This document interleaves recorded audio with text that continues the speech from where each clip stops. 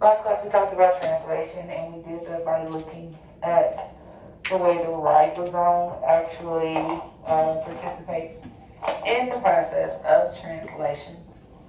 Um, just like with transcription, there's three steps to translation. There's initiation, elongation, and termination. Initiation begins with the use of the start codon. What's the start codon? AUG. Alright, and elongation will continue and it will read three base pairs at a time. I can't get this right for some reason today.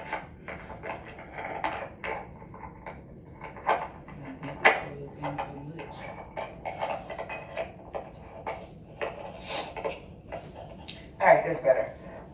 Alright, so it reads three base pairs at a time, and those three base pairs is called a what? Codon. Alright, and it is read using the help of tRNA, and at the bottom of tRNA we have what type of a loop? So if it's reading the codon, the bottom of tRNA is the anticodon. It's called an anticodon loop, okay? We know that the ribosome is composed of two subunits, the large and the small subunit.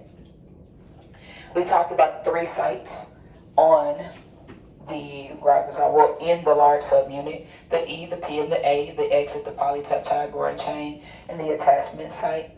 We know that the tRNA enters at the site A, and it pairs its anticodon with the codon.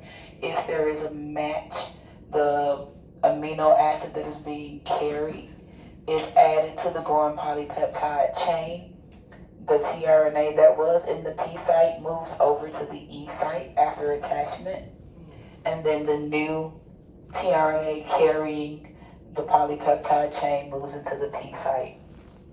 So we talked about that part, and that will continue. That is the elongation process. It will continue until what is read? Stop codon. What are the three stop codons? UAG, UGA, UAA. That's it. UAA, UAG, UGA. Good job. Those are the three stop codons. We have UAA, UAG, UGA. Those are the three stop codons. We know that we can translate messenger RNA using a codon chart. The codon chart, there's also a codon wheel. Codon wheels are extremely easy to read. You go from the inside out, so you find the first codon, go to the second codon, go to the third codon. The amino acid is right on the outside. Inside out? Inside out. Start on the inside, and it's clear. And I'll pull up one in a minute because the letters are bigger. Like you have four big letters on the first level on the inside. Then the second letters are a little bit smaller. The third letters are a lot smaller. The amino acids are on the outside. So you go from the inside out. And I'll pull up one in a minute. There's 64 codes. 64 codes that code for 20 amino acids. The start codon, AUG, codes for methionine. That is the only codon that codes for methionine. And someone pointed out last class that UGG is the only one that codes for tryptophan. But every other amino acid has more than one codon that can code for it. Because of that, once translation has occurred, there is no such thing as reverse translation. You cannot go back to RNA and then DNA sequence from having the amino acid sequence. You can go from DNA to DNA, DNA to RNA, RNA back to DNA, RNA to protein, but you cannot go from protein back to RNA because there's more than one code that codes for amino acids with the exception of methionine and tryptophan. Alright, so of the 64 codes, 61 actually code for amino acids. And we know that 3 of the codes are stop. And once a stop codon is read, that is your termination. Remember, the 3 steps of translation are initiation, elongation, and then finally termination. Okay? So,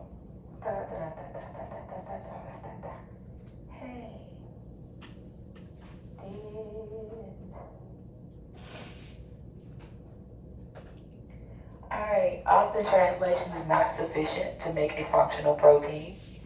Polypeptide chains are modified after translation or targeted to special sites in the cell. During the synthesis of a polypeptide chain, spontaneously coils and folds into three-dimensional shape.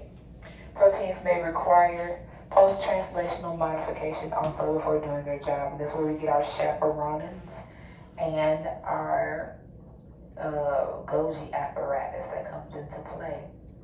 There's two populations of ribosomes evidence in the cell. Where are those two populations located? Cytosol. Or cytosol and where? The ER. And attached to the rough ER. Well, attached to the ER, which makes it rough. Again, polypeptide synthesis always begins where?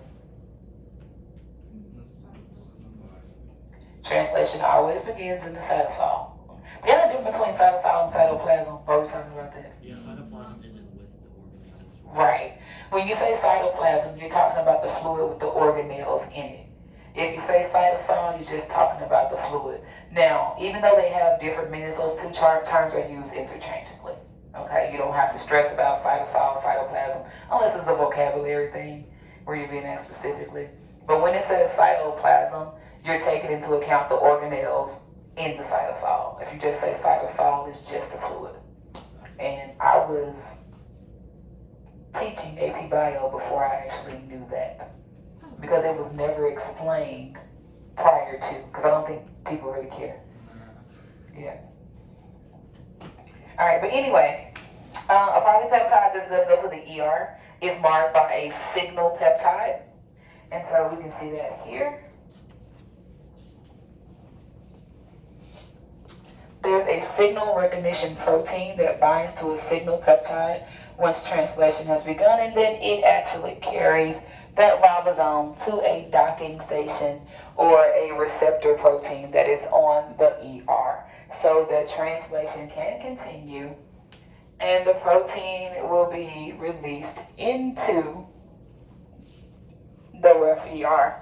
From the rough ER, it can then go into a transport vesicle to the Golgi, where it is modified, packaged into another transport vesicle, and sent on its merry way. Any questions about this? Now, a common misconception is that the ribosome stays on the rough ER. It does not. Ribosomes are only attached to the ER when they are actively transcribing messenger RNA. So, if you think about it, rough ER always looks rough. So that means there's always something being, not say transcribed, I mean translated, my bad. There's always something being translated, because the rough ER is not smooth at any time during the life of that cell. So there's always something being translated. But any ribosome that is attached to the ER is actively translating messenger RNA to polypeptide sequences. All right. Multiple polypeptides can be translated by multiple ribosomes attaching to a messenger RNA sequence. That messenger RNA is not automatically breaking down once it has been translated once. And a ribosome can attach and begin translation. And once that section of the messenger RNA is freed up to allow another ribosome to attach, it can also attach. So you can have a polyribosome, is what it's called. Polyribosome, where multiple ribosomes will attach to one messenger RNA sequence and begin translation almost simultaneously. So you get multiple polypeptides being done at the same time. So it's the same protein though? Same protein. Yes, making the same poly, it's just making bunch of copies. So that way, think of it as like, instead of your cell having to transcribe for every polypeptide, it can make one transcript that can then be translated multiple times. So one transcription, multiple polypeptides. And then also remember that transcription can occur, like that RNA polymerase can attach back to back as well. So you can have multiple transcriptions in each of those. So it's amplifying. Basically, we're amplifying the signal. Okay? So I make 10 transcripts, and each of the 10 can make 10 polypeptides. That means that 10 becomes what? How many polypeptides do I get? 10 times 10? Right. Well, of course, you're on the cell is going to be a much larger scale than that. All right. So, did y'all see the electron microscope of the polyribosomes right there? Oh, yeah. That's cool. Personally, I think it is. Y'all may not. All right. Bacteria and eukaryotes can transcribe mRNAs. It's from the same gene. In bacteria, I talked about this earlier, transcription and translation can take place simultaneously. So, this is bacteria DNA. This is an RNA polymerase that has started transcription. And as it starts transcription, ribosomes can go ahead and attach and begin translation. That's why this process is faster in prokaryotes than it is in eukaryotes. Because what separates the processes of transcription and translation in eukaryotes? The nucleus. Prokaryotes have no nucleus. The ribosomes are right there. So when that messenger RNA is being processed, it can also immediately begin to be translated. Another difference is that prokaryotes make messenger RNA. They don't make pre-messenger RNA. That RNA does not have to be further processed. Whereas we know with eukaryotes, we have to use spliceosomes, have to splice out the what? Do they splice out the introns or the exons? Splice out the introns, and what do they do with the exons? The introns stay in the nucleus, the exons exit the nucleus, and the exons are going to be put together, and they're put together with what on each end? What's on the 5' end? The cap, and the cap is made out of what? And what's on the 3' end? Alright. And we say poly A, what does that A stand for? Right. So polyadenylation tells us a bunch of adenines. Alright, none of that happens. The 5' cap, the poly A tail, the slicing out the introns and stitching together the exons, that does not happen in prokaryotes. That simply happens in eukaryotes. So sometimes stuff goes wrong. Okay, a mutation of one or a few nucleotides can affect protein structure and function because we know that structure dictates function. And so if I change the structure, I can effectively change the function. Mutations are changes in the genetic material of a cell or virus. You have point mutations, which are chemical changes in just one nucleotide pair. The change of a single nucleotide in DNA template strand can lead to the production of an abnormal point protein. If a point mutation occurs in a gamete, it may also be transmitted to offspring. Point mutations that occur in somatic cells do not become transmitted to offspring. The only way a mutation is passed on to the next generation is if that mutation has occurred in the gametes. If you obtain a mutation in your somatic cells during your lifetime, that does not mean you will pass that on to your children. However, if that mutation is in the egg or sperm, then it is a possibility to be passed on to your offspring. So like, does it like, I wouldn't say like never in a somatic cell. Like if you had a mutation in your somatic cells, it would never be passed on? Never. If you acquired it during your lifetime in your somatic cells, it is not passed off. But gamete, it could? Yes, because if that mutation happens to be on an allele on the chromosome that is used in fertilization, then it's passed on to the next generation.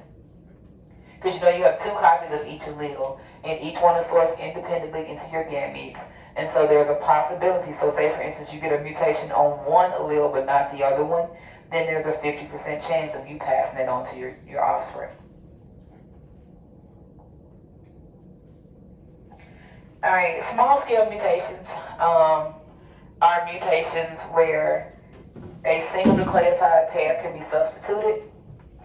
And if you have a substitution, it can either cause a silent a missense or a nonsense mutation. There's 3 types of substitutions: silent, missense, or nonsense. All right? What do you think a silent mutation does? It doesn't really affect it. Because it doesn't change the amino acid. Yeah, in mastering biology, we've been getting this vocab for weeks in mastering. And I've had no idea Yeah, what it I means. I haven't. thought I missed something and that I was gonna Hey, not Zoe. never know it. Hey, Zoe. All right, a silent mutation has absolutely no effect on the amino acid produced. Remember, there's more than one code for an amino acid. So a silent mutation changes the codon, but the codon just so happens to code for the same amino acid. So we call that a silent mutation.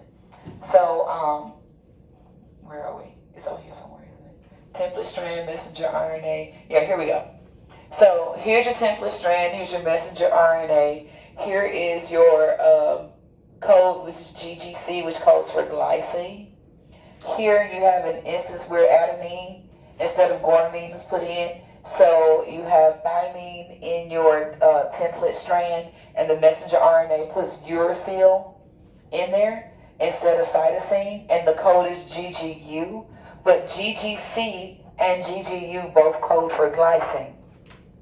So that doesn't change the protein, because the protein is composed of a series of amino acids. So actually having more than one codon that codes for an amino acid is a fail-safe.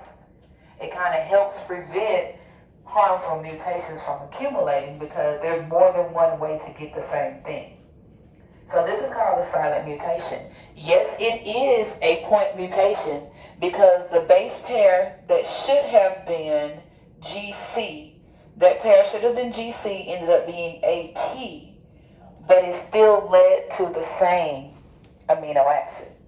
So therefore, this is a silent mutation. Silent mutations most often go undetected, because we normally don't detect stuff until there's a problem, right? So if there's no problem, then there's no need to look for anything. All right, the next one is what we call a missense. A missense, and there's actually 2 types of missense, where one codes for the same class of amino acids. It's a different amino acid. Let me start there. With a missense, you get a different amino acid. Now, we know amino acids have different classes, right? We have polar and non-polar and acidic. And so, missense mutations will code for a different amino acid. So where we should have glycine, we had serine. Sometimes they'll code for the same class of amino acid though, so it doesn't really affect the folding, right? If it's the same, like if it was supposed to be an acidic amino acid and it codes for another acidic amino acid, you still have those same interactions in the folding, so it doesn't really affect the structure of the protein, even though it coded for a different amino acid. It's the same group. Same group, right? Same group, but it'll be a different amino acid. But sometimes it doesn't. Most times it doesn't. It codes for a different amino acid. Substitution mutations that we know of are usually missense mutations. And they're usually the type of missense mutations that code for an amino acid that is of a different class, so it causes the protein to fold differently. Okay? The last one is called a nonsense, and a nonsense point mutation prematurely adds a stop codon where it should not have been. So if I add a stop too early, what's going to happen to the length of my polypeptide? Going to be too short, right? So a nonsense codes for a stop codon. So 3 types of point mutations. Silent, same amino acid. Missense, different amino acid. Nonsense, stop codon. And none means no, right? None, no. Okay. Kind of like stop means no. So you can associate none with stop. All right. Perfect example of a point mutation. This is actually a missense mutation. Sickle cell anemia. Sickle cell anemia is composed of 4 subunits. You have beta and you have alpha subunits. There's 2 beta and there's 2 alpha. Sickle cell anemia is caused by a point mutation in the beta subunit that leads to valine instead of glutamine being put in the polypeptide chain of that beta subunit.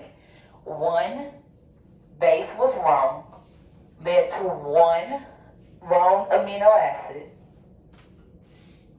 caused the actual hemoglobin to fold incorrectly, because it is the interactions between the amino acids that lead to the proper folding of the protein. So one wrong amino acid causes the hemoglobin to be shaped like a sickle instead of concave. Problem with this guy, these guys carry oxygen to the rest of your cells.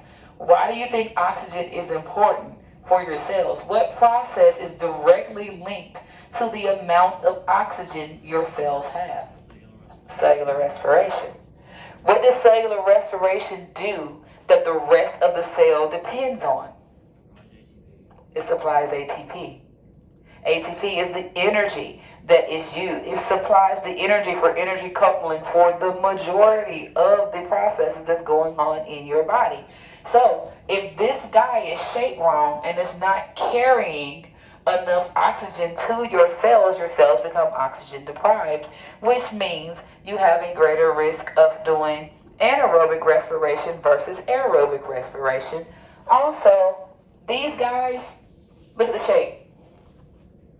What do you think is going to happen with these as opposed to these?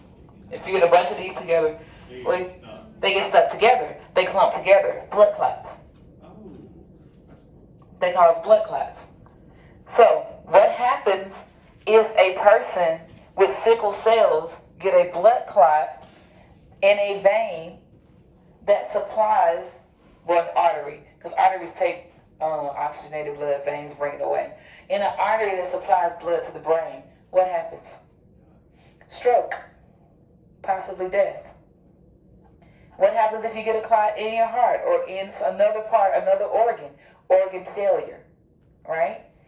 All because these guys are shaped wrong because one base, and this is like 1,000,000 bases in this particular gene, but one of them, one thymine, was accidentally replaced with adenine, which caused one codon to be incorrect. Instead of GAG, it was GUG, which led to valine instead of glutamine being put in the polypeptide of half of the subunits. If you notice, half of this was on its way to being shaped right, the other half is not, because there's 2 alpha, 2 beta. It's only the beta subunits that have the incorrect shape, not the alpha, right?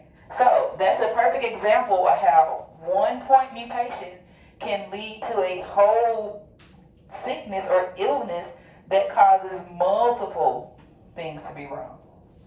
And it's crazy that we used to think years ago that this was on the organismal level. We used to think that it was recessive, but it was later determined to be codominant, because people who are heterozygous do have some of the symptoms, just not as severe as people who are homozygous for it.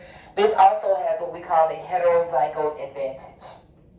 There is an advantage to being heterozygous for sickle cell anemia, especially if you live in Africa where malaria is common. People who are heterozygous for it do not get malaria. People who are homozygous, of course, get sickle cell. If you're homozygous with the 2 sickle cell alleles, you get sickle cell. If you are homozygous for not having a sickle cell allele and you're in that area, you can get malaria and die. So there's an advantage to being heterozygote, because people who are heterozygous tend to live longer.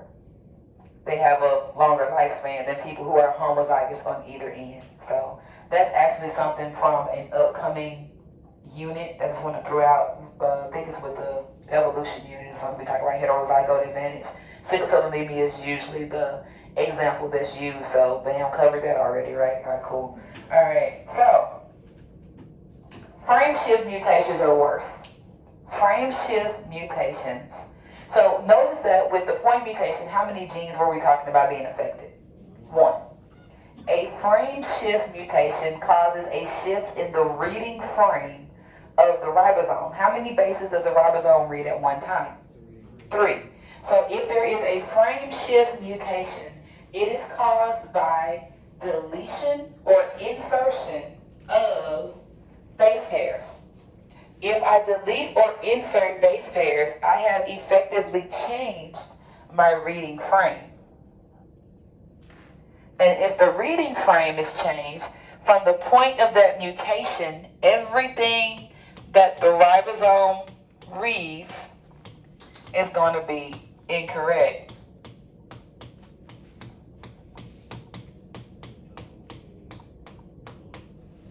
What does that say? The dog ate the pie. Okay.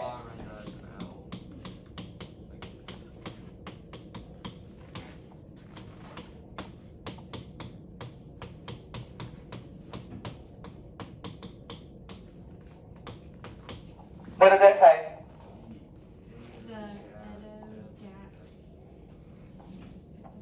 What did I do? You added one. So this is called an insertion. And from the point of the insertion, the whole reading frame shifted. So everything from the mutation is incorrect. All right?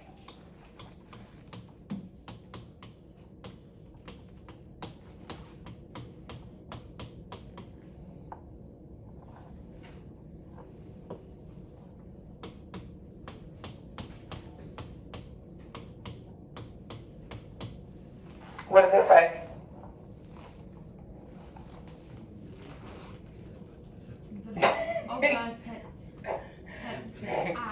What happened? It was a deletion. So insertions and deletions cause what's called a shift in the reading frame. It causes a shift in the reading frame. So if that happens, everything from the point of the mutation is incorrect. For some reason, students can see it better when you do it in a sentence as opposed to just the basis. You see it? Awesome.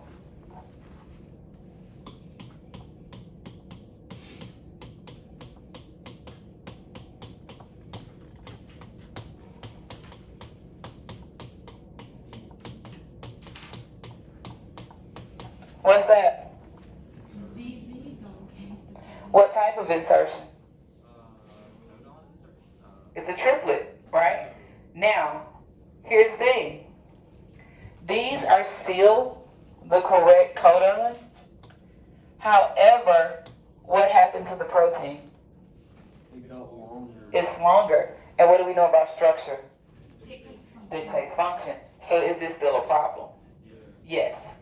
Okay? Still a problem. Or if I would have just deleted. So if I did this.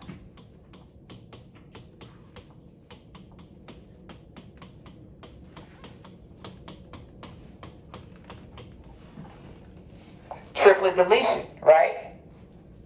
What's wrong with the protein though? Too short. What's wrong with the function? It has been altered. Okay? So I want to make sure I show you this because sometimes, the first time I only did one base pair. Doesn't have to be one base pair. It can be 2, it can be 3.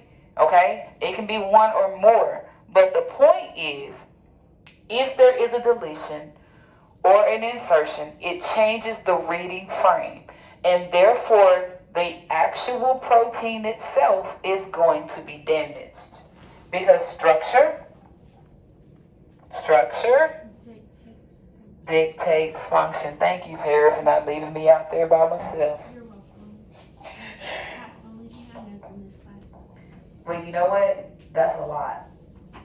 Like, seriously, that's a lot. Because every science class you take from here on out, you're going to hear that. When in doubt, I put structure. Do it on the right part, you might get some points, child. I'm telling you. Structure dictates function, so aliens did actually come to Earth and change the thing. What? Hey. But she did say structure dictates function. Tell me I'm wrong. Miss Young told me that structure dictates function. Oh my goodness. Okay. So again, here is a deletion. It says deletion no frame shift, which is what I was showing you guys the last time. There was a triplicate that was deleted, but it still changes the length of the polypeptide. And we know that any changes to a polypeptide causes an issue. Alright, new mutations and mutagens. There is no way to get a new gene unless there is a mutation. New genes only come from mutation. Natural selection can only reshuffle the available genes. Natural selection is a process by which certain traits are more desirable than others, and those desirable traits tend to accumulate in the population because they aid in survival. Now, you cannot create an entirely new trait through natural selection. It can only reshuffle what's available. New genes only come from mutations. And mutations can occur spontaneously during DNA replication, recombination, or repair. During DNA replication, recombination, or repair, you may get mutations. If that mutation becomes a permanent part of the DNA, you get a new allele for that gene. Mutagens are actual physical and chemical agents that can cause mutations. Most cancer-causing mutagens are called carcinogens. Alright? Not all mutagens cause cancer. If a mutagen causes cancer, then we call it a carcinogen. The reason there's more than one color for eyes is because of a mutagen that mutated the gene that gives eye color. Did it cause cancer? No, just gave different colors of eyes. So that was a mutagen. If it does not cause cancer, it's just a mutagen. If it causes cancer, we call it a carcinogen. We know what a gene is, right? Yeah. What's a gene?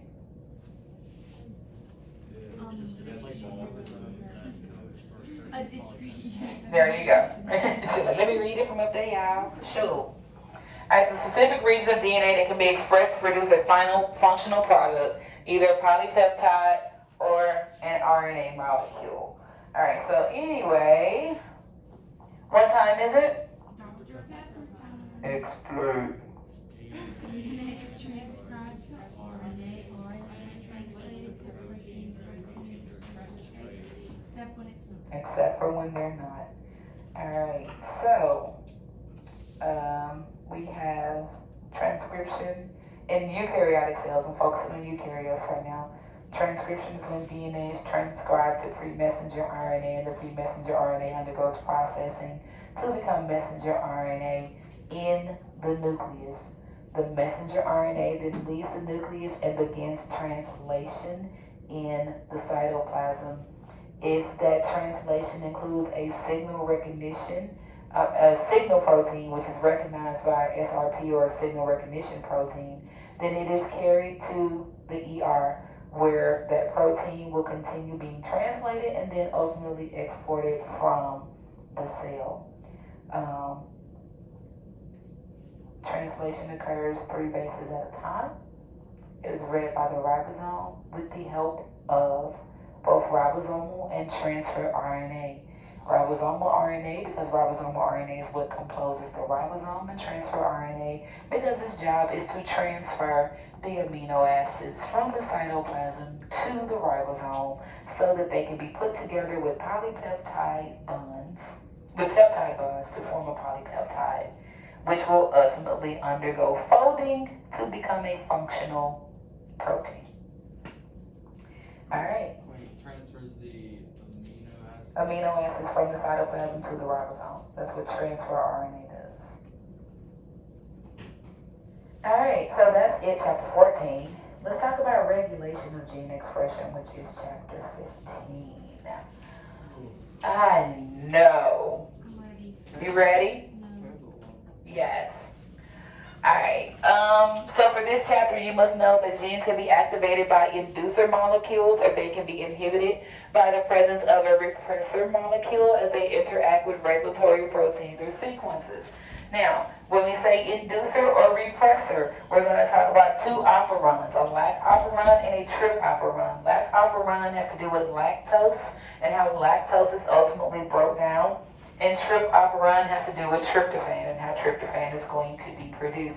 One of those is what we call a reducible operon, and the other one is inducible and repressible. I put the two words together.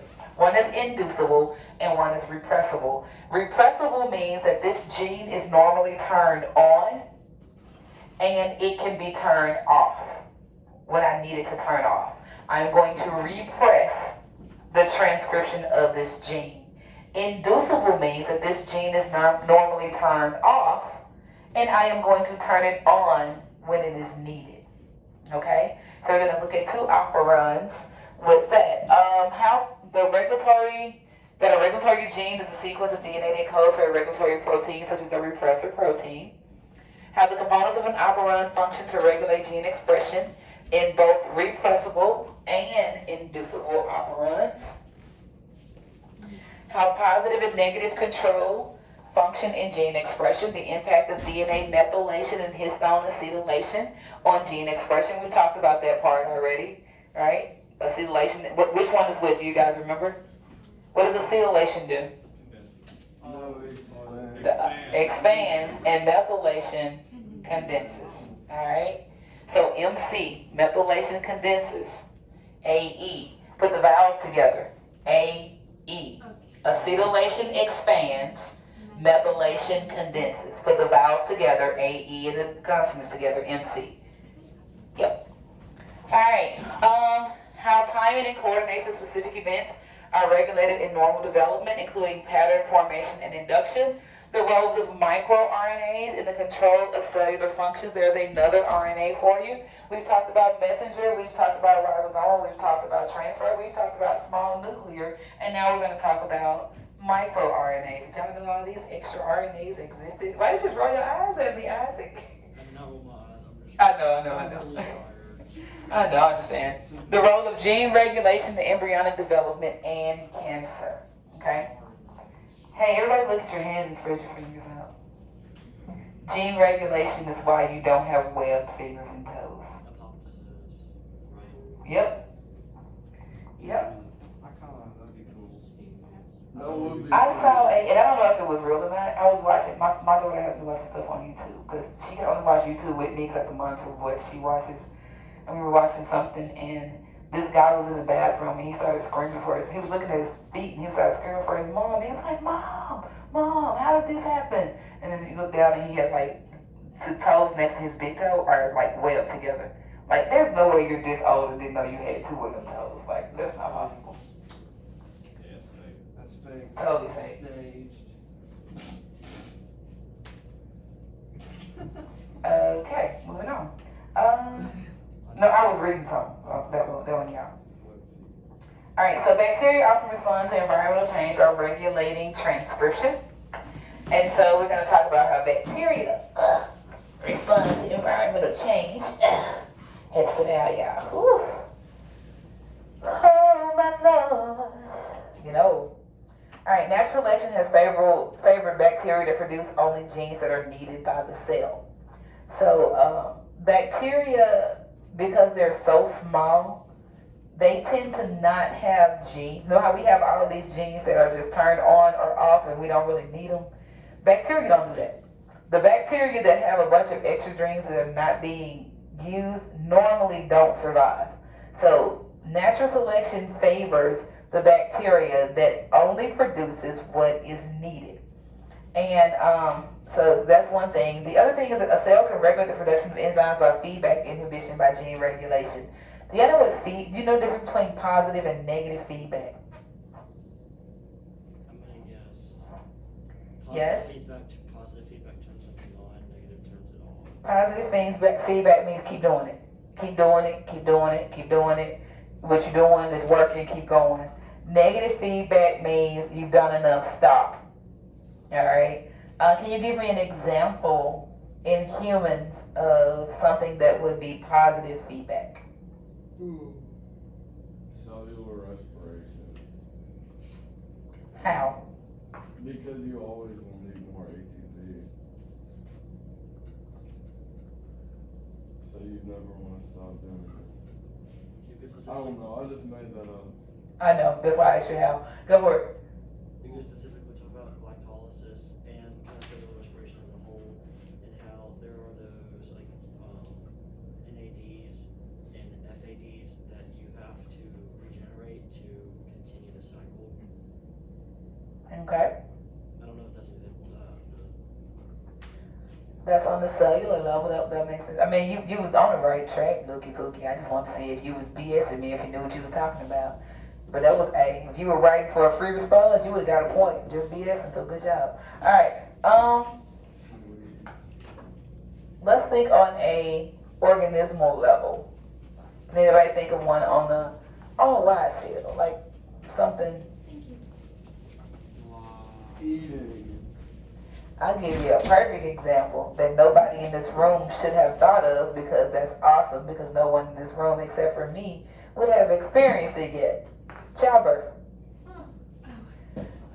When you're in labor, there is a chemical that your body releases that tells your body to increase the amount of contractions. The contractions cause the release of the chemical to try to help control the pain. But it also tells your body to give more contractions, because the contractions are what open the womb so the baby can actually come out. So you need the contractions in order to get to the end process. So the more pain you're in, the more contractions you have. And that only stimulates your body to keep going. That's an example of what we call positive feedback. Now, negative feedback, on the other hand, what happens when you get cold? Shivering. What does shivering do? And warms you up. So what happens when your body gets warm again? And do you continue to shiver? No. No. So as your body temperature increases, your tendency to shiver decreases. That's negative feedback. Isn't that sweating too? Yep, sweating works the same way. That's negative feedback, because as I am nearing my goal, I need to stop what I was doing to get to my goal. One way you can look at it, and outside of the body, is driving. If you are speeding and you see a police officer, what do? Slow down. Yeah, slow. If you smart, you slow down. Some people actually speed up. That's because they, I'm caught. Hey. But if you decide to slow down, then that police officer's presence is what we call negative feedback. You saw him, you realized what you were doing, you needed to stop, so you slowed down. Now, have you ever seen one of the signs on the road that tell you how fast you're going? Yeah. Has it ever made you want to increase your speed to see how? That means you took that as positive feedback. It's like, I can go faster. I've done it before, y'all. Don't do that. That's illegal. You're breaking the law. All right.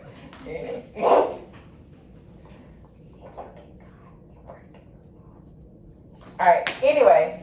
All right. So, regulation of a metabolic pathway can be done where you actually create, like the thing that you're creating, the product can actually serve as a repressor or an inducer. So the actual gene that is being transcribed will be translated into a product, a protein, or an RNA molecule that actually can serve to either keep that thing happening or turn it off. Okay? So the basic concept of an operon is what we're going to look at. And an operon is basically the entire stretch of DNA that includes the operator, the promoter, and the genes that they control. Okay? So it's an operator, the promoter, and the genes that they control. An operon is a group of functionally related genes that can be controlled to turn on or off. So it has like an on and off switch. The switch that turns it on or off is called the operator. So the operator can either make sure that the polymerase can bind the transcription factors and then polymerase can bind to the gene, or it can block the transcription factors and thus polymerase from binding to that gene. So you have the operator, you have the promoter, and then you have the gene. We talked about the promoter before, right? What's the promoter? That's the region where what binds? The transcription factors and then the polymerase. Okay, transcription factors bind to the promoter region. Polymerase forms a complex with that and starts transcription, right? RNA polymerase. The operator is going to be on the gene right before the promoter. And the operator can either say transcription factors can bind so that the RNA polymerase can start transcription, or transcription factors cannot bind. If the transcription factors cannot bind to the promoter region, then RNA polymerase cannot do its job. The operon can be switched off by what we call a repressor, which prevents gene transcription by binding to the operator and blocking RNA polymerase, what I just said. The repressor is the product of a separate regulatory gene.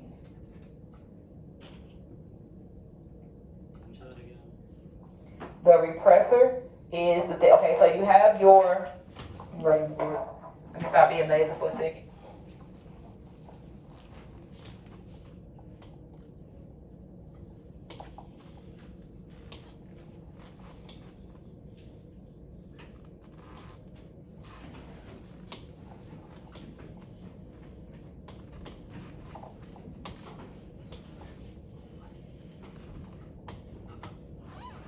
So you got the operator, the promoter, and the gene, okay? Now, if a regulatory protein binds to this operator, then RNA polymerase can't bind to the promoter. If it does that, this is called a repressor. The repressor itself is not a part of this particular sequence. There is a separate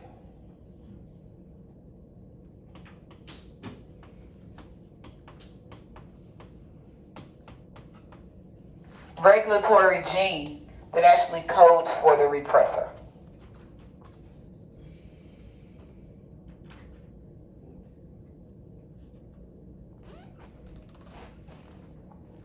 So, if the repressor binds to the operator, polymerase can't bind to the promoter region, gene can't be transcribed.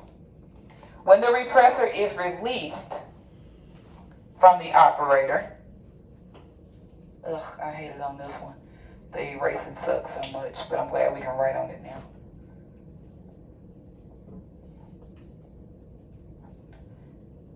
If the repressor is not there, RNA polymerase can bind to start transcription. Okay? So it is able to repress transcription of a gene. Did you put the regulatory gene just to show that regulatory genes can be repressors? Or like I'm trying to get to the thing. The regulatory gene is actually going to be at the front. I was just putting it there. So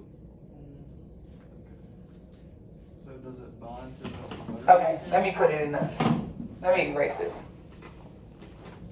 Alright, so here's your promoter. What's going to be in front of the promoter? The operator. Right, okay, well, here we go. Remember that. Looking at it wrong. So here's the gene that you need to transcribe, alright? This gene is going to lead to the transcription of, this is a trip operon, so it's going to lead to the transcription of tryptophan. You're going to end up making tryptophan from it. Right before that, you have your, did I put it up there wrong? I put it up there wrong. I did. The promoter is here. What the heck? Oh, I did.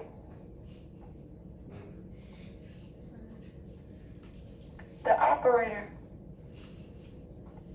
Dang, I'm tired. I don't forget. This is the regulatory gene. Here is Okay, y'all, hold on. Give me a second. Let me look at it myself. You got it. My bad. It happens, child. It happens. Last time I looked at this was last year. Do. Brain farts. And you didn't even have students in here last year. Year before last, then. That's right, because we didn't get to this part last year. Promoter, You're exactly right.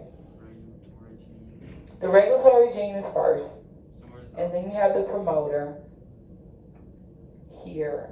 And the promoter, and then you have your genes. oh, the whole thing's an operon? The whole thing is the operon, from here to here. This whole thing is the operon. No, Wait, from where to where? No, I think you were looking at it like TRP promoter and then TRP operator. Like, cause you had, or wait, oh wait, so then it would be PO and not OP. Yeah. Okay. The whole, oh, I see what I did wrong. The promoter contains the operator. The whole thing is the, see what I did wrong. Okay. My bad, y'all. The P and O go together, but the whole thing is the P. And the O is a part of the P. Okay. So the whole thing is the promoter, So it's not like the, not P and O. It's like the whole thing is the P, but the O is a part of the P. okay. Okay, my bad, y'all. Forgive me. So the operator is included in the promoter. Right, the operator is is a part of the promoter. It is not separate from the promoter. It's a part of the promoter. Okay. Okay, Like, I guess that's RNA polymerase. Right. Is that your like the whole thing's a promoter? the whole thing is a promoter. When you have the operator and RNA polymerase, it's the promoter. No, RNA polymerase is the enzyme that does transcription. Oh, And so that's how the promoter can block transcription, because that's how the operator can block transcription. So if the operator has nothing stuck to it, RNA polymerase binds the promoter and it goes straight through. But if there is something that is bonded to the operator, the polymerase can't get past it. It blocks it from going through. Okay? So now I can put it up there and it makes sense. So if this whole thing is the promoter, then this section of the promoter is the operator. So the whole thing is the promoter. That section is the operator. And this is, let me change colors. This is the gene. These are the genes that need to be transcribed. So what a repressor does is it binds to this so that RNA polymerase can't get by, so that it can do its job. The repressor blocks this region right here. It binds here, polymerase can't get through to transcribe. okay, that makes sense. If it's not bonded, polymerase can do the transcription. The thing that can bind here to stop polymerase from going through is controlled by this gene, which is a regulatory gene. So it makes the piece that binds to this to block the RNA polymerase. I think we all there now. Well, I'm there. I don't know if y'all there. It took me a minute. So are y'all there yet? I don't know. So I got it. I think I got it. So it just, the regulatory gene is on its own. It makes that protein that will then go and repress the operator sometimes. And when it does that, it just turns it off. Right. Okay, that's not. All right. Everybody get up. Wait, the repressor stops it, right? Right. Okay. So if it doesn't make that when it needs to, can it cause mutation?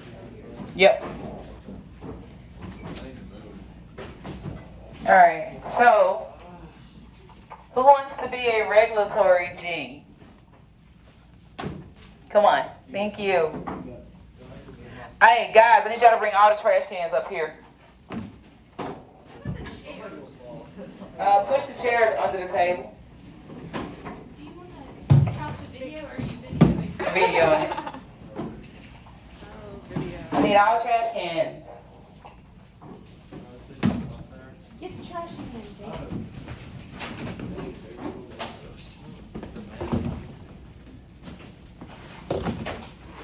All right, we only got some minute. All right, so this chair, get that off the table right there. Honey. We're gonna need it on the table. This chair This is weird. is this chair is the promoter region. Okay, this chair serves as a promoter region. Come on here. Perry, go over that way. Okay. Since you are the regulatory gene, when I touch you, your job is to take a trash can and put it in the chair. Okay? This is the gene that needs to be transcribed, and you guys represent RNA polymerase. Understand? If there is nothing blocking the promoter, you can bind and transcribe. Your transcription is to go all the way across and get off on the other end. Alright? So you are coming all the way across.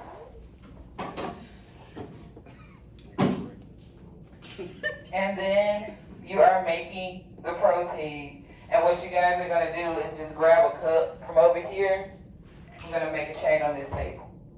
Capiche? When we get to 5, is when I'll touch you so that you can stop. Got it? Alright?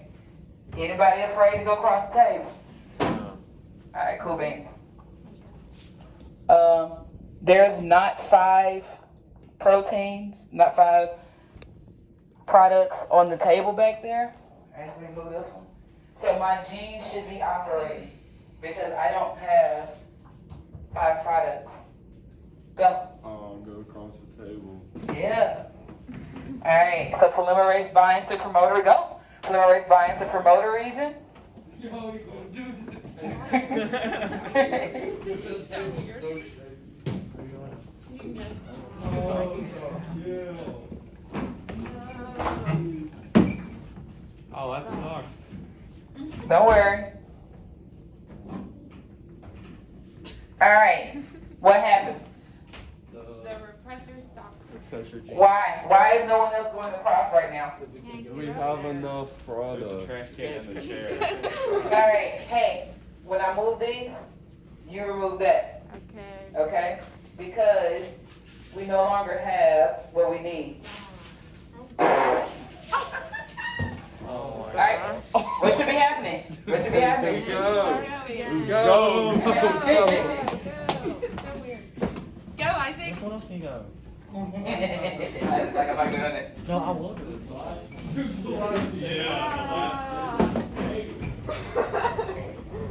Don't shake it! It's blue balls and corn. Hey. Move those. Move those. Move those off the table. Yeah, get them off. Alright. Can we go now? Yeah.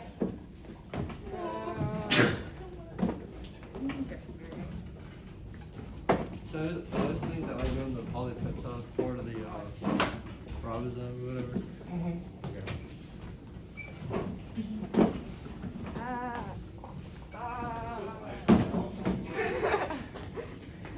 Alright. That was the last round. Tell me what happens. Tell me what has happened. Tell me, what did you guys just do? What did we just simulate? What type of operon was that? Was that repressible or was that inducible? Repressible. That was repressible because initially it was what? On. And then what happened as the product built up? It turned off. It turned off. Alright? So, that is what we call a repressible operon. An example of a repressible operon is the trip operon. When tryptophan is being transcribed, tryptophan, the genes that end up being tryptophan will continue to be transcribed until there is a buildup of it, at which point the regulatory protein will bind to the operon to stop transcription. Now, the lac operon is the opposite. The lac operon is what we call an inducible operon. Lac operon is for lactose. Lactose is what? What is lactose? It's in there. Dairy.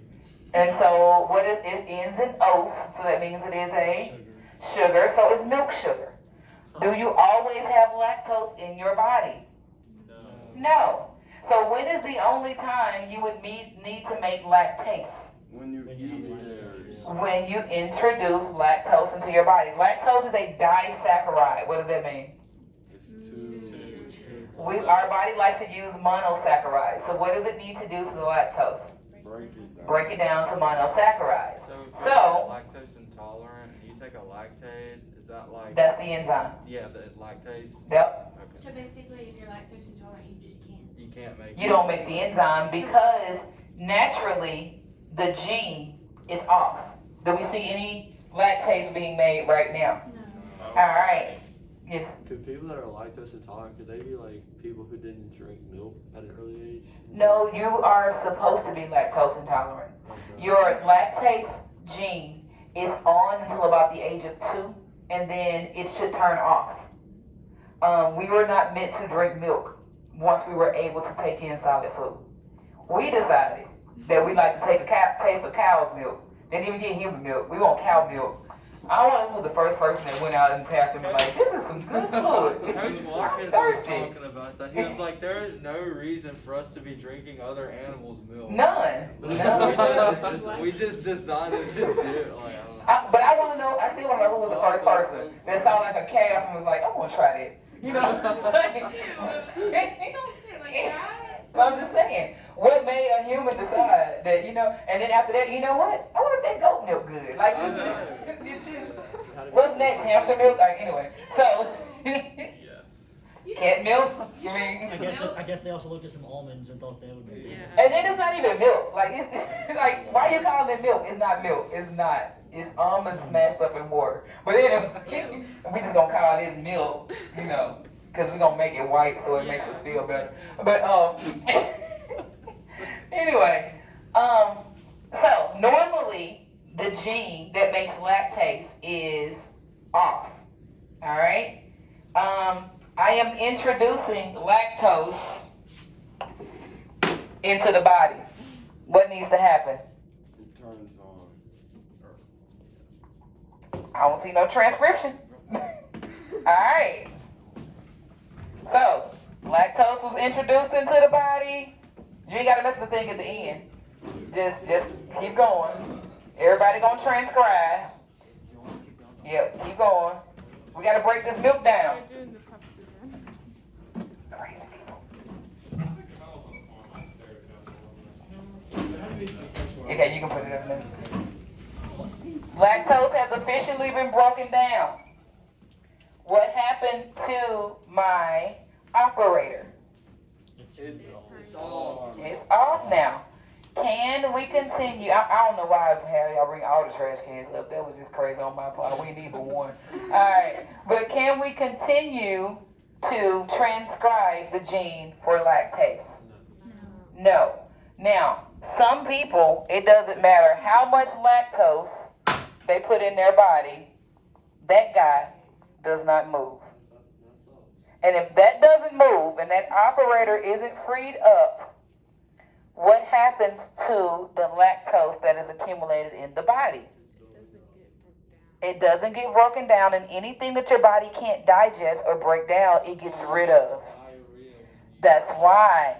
Because the body purges itself of what it can't use. It's a waste product. If the body can't use it, it's waste.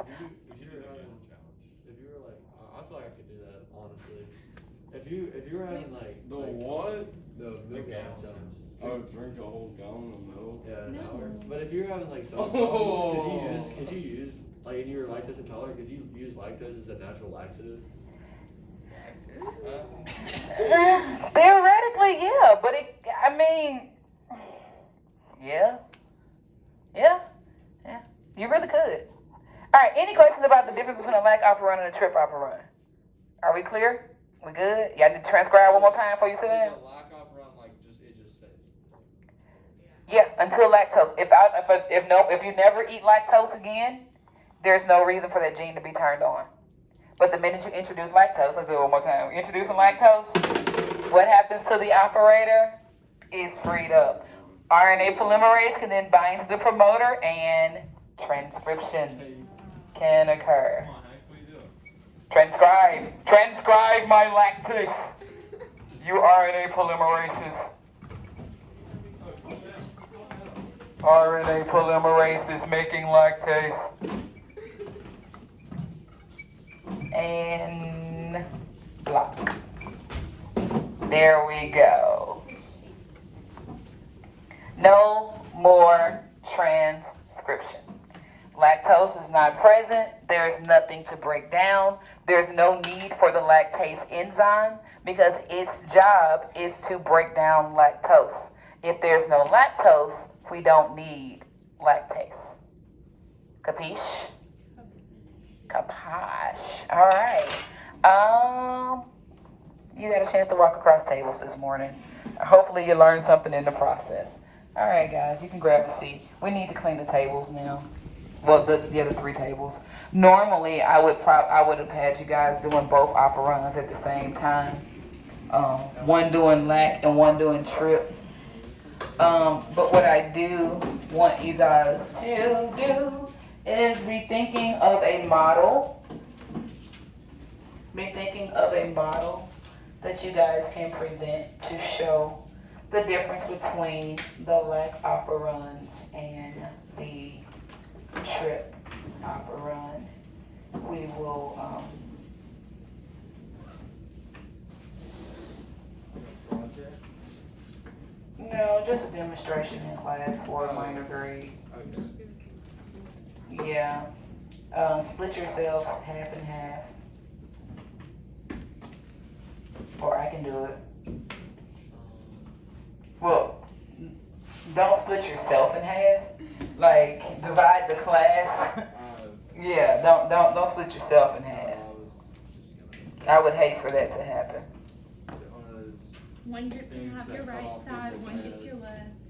I want Isaac's left What is it because that's called? what he writes with. You want his left because he writes with that side? But you know, people who are left-handed are right-brained, so you should have went for the right to get the brain. Your right brain controls the left side of your body. So I'm left-brained Yeah. because I'm right-handed? Yeah. Oh, that's for people who have I've read about, they'll someone hit their left arm and they'll feel it in their right. Yeah. Yeah, their brain is backwards or something weird. Yeah, it's like normally your the right side of your brain controls the left, and the left side of your brain controls the right. But there are some people the wiring is mixed up, so their right controls the right and the left control. The video is right here. On my face. My bad. I'm gonna stop it now.